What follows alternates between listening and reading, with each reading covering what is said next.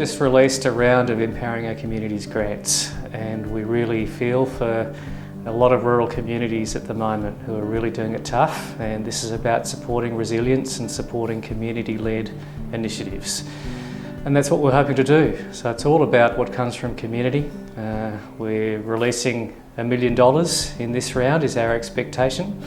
First round we released over $1 million across 55 organisations and more than 300 community events.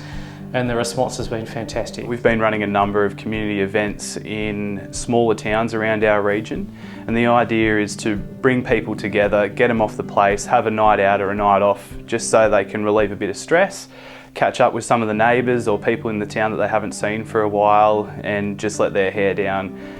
Stress has been a huge factor of our environment at this point in time, and these events have really helped people come together and celebrate together.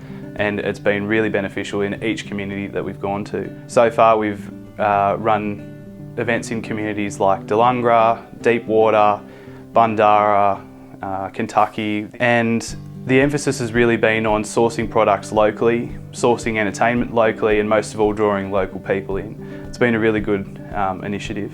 Community College Northern Inland is an adult and community education provider, and we deliver training to anyone from 15 years old to as long as they can stand up and make it somewhere. Whatever the local community needs, we try and be I call it a trading floor or matching service to get those skills into the community.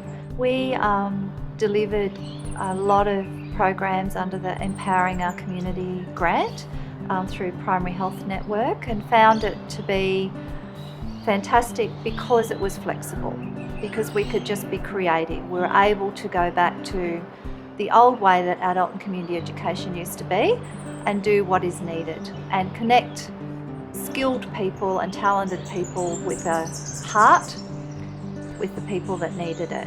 The people that we approached were really enthusiastic to help the community as well. They had so many suggestions. The spreadsheet had, I think, initially 60 course ideas, and I think we got down to 30. Mm-hmm. Yep. And we reached 300 odd people through that program. Walking down the street, you get people telling you how much fun they had or when's the next one, and referrals. It's been really, really well received. The money that we got granted to us, we used to give free entry to residents to the show, which was an absolutely fantastic thing. Towns still talk about it.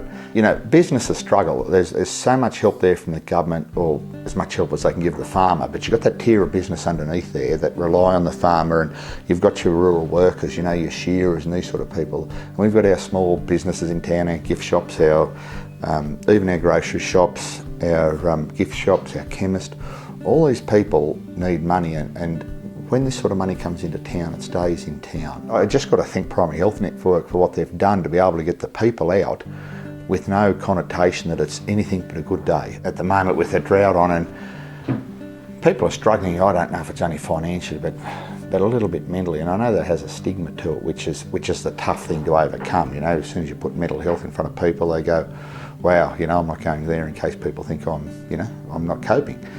So we could do that for the show out of funds, and people would come and talk to other people, and it was very cathartic to them. I guess they could stand around and talk and find they're not the only one in the boat of having a lot of trouble, and they could discuss what everybody was doing about the drought. And it gave people that connection, and a big proportion of the town got out and spoke to other people and stayed the day, probably had a beer and a steak sandwich, and the kids had a fairy floss and a ride on a machine.